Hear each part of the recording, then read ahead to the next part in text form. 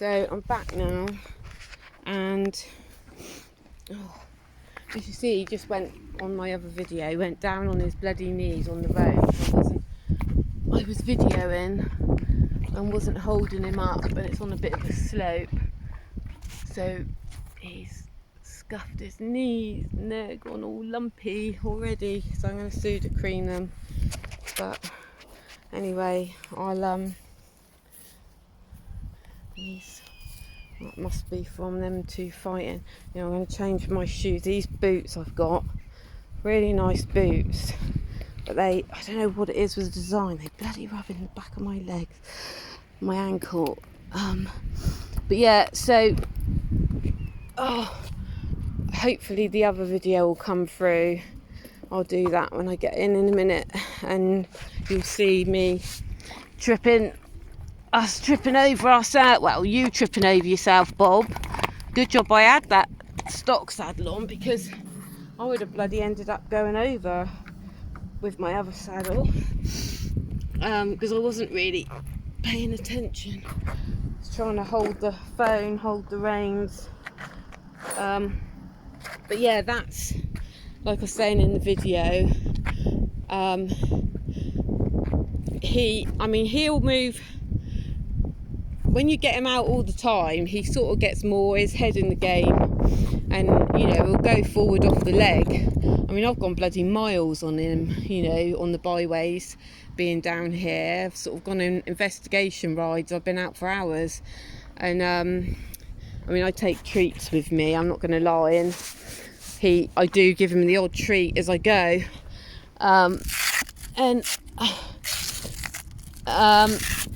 but he's not lively, but he's not a plod either.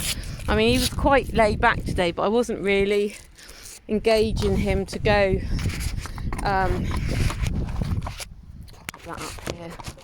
I wasn't engaging him, Bob, don't do that, cream, to go Bob, I wasn't engaging him to go fast, because my ribs are actually, it hurt more bloody getting off him than it did just him going down just then on the road. Oh, you're a plonker, aren't you? That stock saddle is a lovely saddle. It's so comfy to sit in, but it's a fucking nightmare to get off. But yeah, I don't know what I'm trying to be as informative about him as I can, because I'm not, there's a lot of sharks out there that proclaim their horses to be stuff that they're bloody not, and that really fucks me off, because there's a lot of people out there, I'm not saying you're, or anyone that is interested in him is one of them that watches this video, but there's a lot of people that they're horsey, but they're not necessarily knowledgeable. Stand still, oi!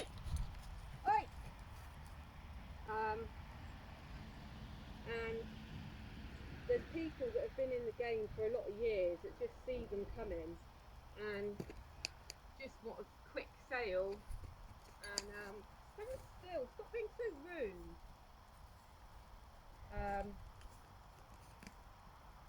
Yeah, they just want to sell the horse, make a quick buck, and if it's got issues or quirks, they don't want to disclose it, because they want a sale. Whereas I'm not bothered. He stays as long as it takes to find him the right home. I mean, I do sell horses for race trainers that have been retired, but they're sold from the stable, and they're not sold as riding horses particularly. They're sold as just come out of training. Whereas Bob has he's been retired since September last year, and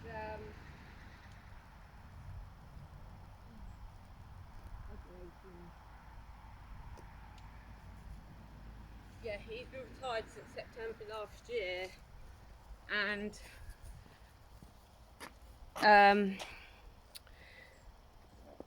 up until that point I hadn't ridden for, it was actually over 7 years. Oh, hello darling, hello.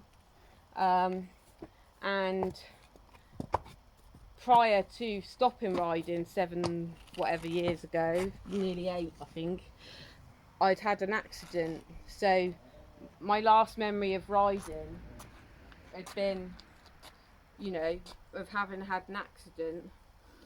And I'm older and fit, so getting a racehorse wasn't on my list of horses. I wanted my forever horse, but I was actually helping at Jamie Osborne's on the race yard, and they kind of persuaded me to have him because they wanted him to go to a nice home, and I think they knew that I would get him in a nice home if I didn't keep him. And I've sort of been umming and ahhing since I got him, because it's not really what I wanted long term. I've always, even though I've ridden big massive hunt horses, 17-handers, I've always, my own horses, I've always been happy around the sort of no more than 15.2 height. So the fact that he's bigger is, you know, and a thoroughbred, they are obviously not as cheap to keep as the natives or your drafts, because this new horse is the draft. It's an Ardennes draft horse, and as you can see, he's built like a tank, and he's not going to cost hardly anything to keep. So that was kind of what I wanted long term, but I absolutely fell in love with Bob, and it's hard not to fall in love with him because he is just such a kind, lovely horse who loves the attention. You know, he'll follow me around even when he was at the other place. You know, he loves the interaction, and he's just a chilled out, laid back dude, to be honest. So I kind of stuck with it. Everyone was like, oh, you might change your mind, you know, maybe this is actually the horse for you, and maybe you need a change from the natives. And I've kind of stuck with him, and I've stuck with him. I mean, I've had the odd shit ride on him, I'm not going to lie, where I was shitting myself, because obviously I've had to transition him from being a racehorse to a hack, and all that goes with it, you know, teaching him that he's going to be going out on his own, and that, you know, it's not all about going fast. I mean, I've done miles and miles of just walk, and walk and trot, and, you know, kept him on the down low, and done all the, like I said in the other video, the schooling as we go, figure of 8s on the tracks, making him stand, and just stand for no particular reason for like 10 minutes midway through a ride, and, you know, all the things that you might want in a hack, you know. So I've tried to put the foundations in so that if I did find another home for him, you know, everything there is there for someone to then take him to the next stage. And yeah, he's been brilliant. And like I say, I have had the odd shitty ride. There was one ride when I was at Collinball going through the woods, and I was actually in the woods looking for little logs, and parallel to where I was is the track, and someone was cantering up through the main track, and of course he saw them. And again, it's instinctive, not only for a racehorse but for any horse, to be like, oh Christ, I want to go with them. And he got all on his toes, and he was sort of prancing, and we had a little buck, and well, a couple of bunny hops really, and then we had a bit of like rocking horse canter on the spot, which was actually quite nice. But he never tried to fuck off with me. I never actually, I mean, I was a little bit nervous, but I never felt scared enough that I thought, oh fuck, I've got to get off scared. And I rode him through it. I didn't let him rush away to catch up with this other horse, and we carried on doing what we were doing, and he realised after a bit and he calmed down, and we walked back completely as sane as we walked out. So, and we had a couple of other instances like that, and then there was one ride I had where it was completely not his fault either. It was bloody pheasant. I hate pheasants and I hate pigeons, and I swear every pheasant and pigeon is determined to get us riders killed. Anyway, we were going through this long sort of bit of grass. It was quite a long ride actually.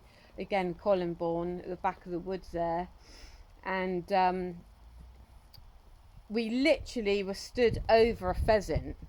It made you couldn't see it at all in the grass until we were literally over it. And of course, they're so fucking dramatic, aren't they, these pheasants? So from underneath him, this pheasant is doing its dramatic little dance of, oh my god, I'm gonna die, blah blah blah, flapping its wings. And of course, he launched in the air and spun around, and I wasn't expecting it, and I literally was swinging nearly out of the saddle, and it was only what saved me is that luckily he swung the other way and it plopped me back in the saddle, otherwise I would have literally been on the deck. But I don't think he would have run off, to be honest with you. He doesn't strike me as that sort of horse, and I haven't come off of him, touch wood, so far. Come off of you though, you planted me right in the ground, didn't you, you little fucker? So considering what a lot of these race horses are like when they've come out of training, he's been a piece of piss, even for me, who, I mean, I used to break in horses and ponies, like real challenging ponies and horses, but obviously I've had a massive gap, and my skill set, I mean, the knowledge is there, but the confidence isn't really there anymore.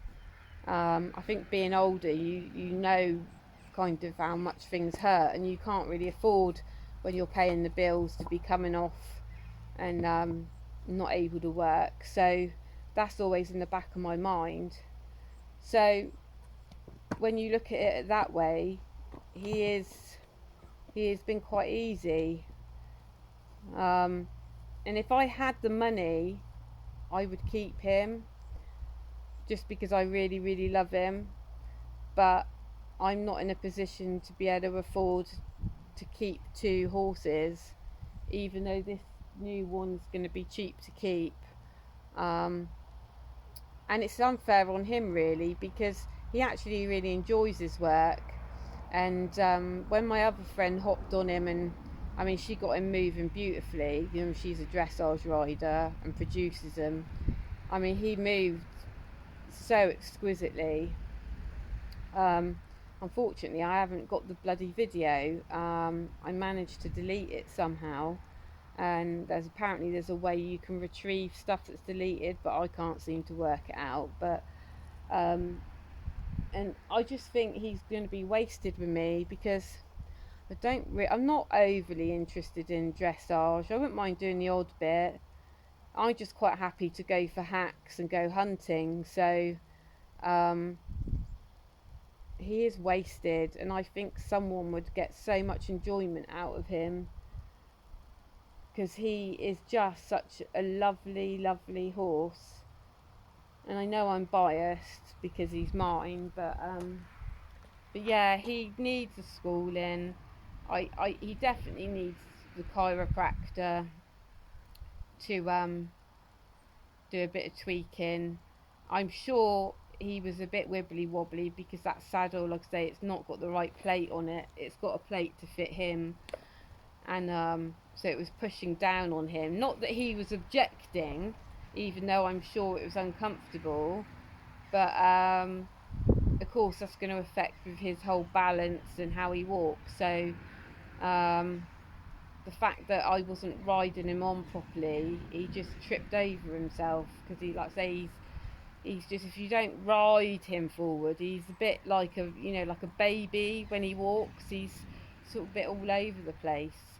But when you collect him up and ride him from behind, oh my goodness, he just feels amazing. Um, yeah, he's not strong. I've got him on a hanging cheek. That seems to work really well. I've tried a couple of other bits, but he seems to work really well in that. Even if I've just got the martingale on, and like I say, he's not strong. Even that day in the woods when he had his funny 5 minutes for that other horse, he wasn't strong. Um, Never thought he was going to run off with me. Yes, he can pop a buck in. I've had a couple of bucks that felt quite big, but most of the odd bucks I've had have been like bunny hop type bucks. And again, for someone who's not really confident anymore, they're they're insignificant really, and it doesn't scare me. And to be honest, at 48 years old, everything fucking scares me these days. Um, Fucking annoyed that he scuffed his knees. I said that earlier. I said I bet he'll do bloody something. So he's gone and bloody. It's my fault because I should have not been dribbling along on the phone trying to record stuff and holding him up together because I knew that the saddle wasn't sitting properly. So again, it's my fault. Um, he's got some white marks on his legs, on his shins, and um, the one on his off fore was where I think I've said in another video he got booted at the old other place. It was quite a nasty kick actually. And there's been like a lump on the bone, but I've had magnetic boots on and it's sort of pretty much gone now. But he's got a few white hairs from that, and then completely my fault again. I Because the horse he was in the field with was a bit of a bully. Um, I started bandaging his legs up, and obviously with a gamgee underneath, just for protection, because my wraparound boots are just, they weren't really padded enough, I didn't feel. And one day I was in a really massive hurry, and my the more felt bandages that I had were in the wash, so I put an exercise bandage on, which is obviously stretchy, and I just put it on too tight, is the bottom line of it. Completely my fault. And I didn't put tape on it, and he had been pulling at it with his teeth, and so in a couple of places it had kind of come down where he'd been pulling at it, and I think I had done it a bit too tight, and he had pulled on it and ruffled it, so it had sort of compressed in a certain spot on each of his legs, you'll see, and so it's accumulated in a few white hairs. But I use Supreme Black mask product, and it's bloody brilliant. You wouldn't even notice it, to be honest. Um, but it's not through injury, the white marks, except for obviously the bit where he got kicked. It's literally from having the bandage too tight on his leg. And I noticed he has got two little white bits on the back of his legs.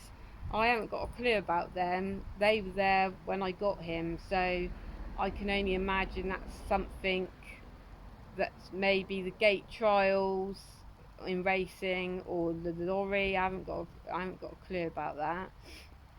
Or the walker maybe. I honestly don't know.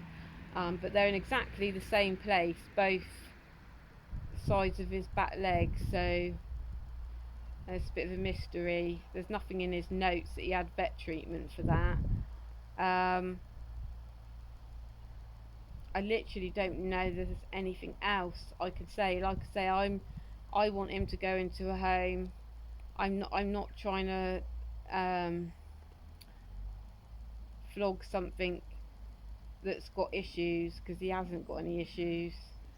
His only issue is he needs to go to someone that's going to continue his training and enjoy him. So um, so yeah, I'm going to stop rabbiting on now. Even he's gone to sleep, look, with my droning monotone voice. And I'm going for a night shift shortly, so I'm going to go and chill out for a bit. And yeah, that's it. Not Fifi.